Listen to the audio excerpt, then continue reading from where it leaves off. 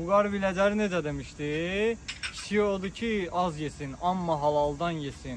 Haram tikə tıxmasın, qarnı göbəylənməsin. Sonra Rəşad Dağlı da qayıdıb deyir ki, ay bəyənməyən bizim Bakıda olan qeyrəti, atan papaq qoymasın, anan ləçəylənməsin. Görürsən, sənətkarlar vaxtından nə gözəl sözlər deyib. Vüqar Biləcəri sənətkar oldu, Rəşad da sənətkardır qardaşım. Bovat başlığımı. Allah Vüqar Biləcəriyə rəhmət eləsin.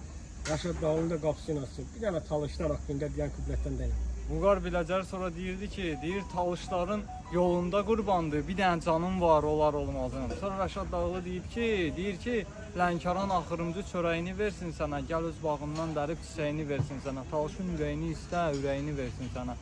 Adamın insafı olsa, heç bu diyardan ki, deyib də qardaş. Maksad Mehdi bu kupleti senden istemeyimde bilirəm də qalbi qara insanlar niyyət alır. Amma iminçəkdən toluşu mu? Demirsən ki biz Azərbaycanı bölgələrə bölmə məqsədi ilə bunu demədik. Hər tərəfi gözəldir, hər tərəfi bizimdir. Sadəcə bu torpağın havası, suyu.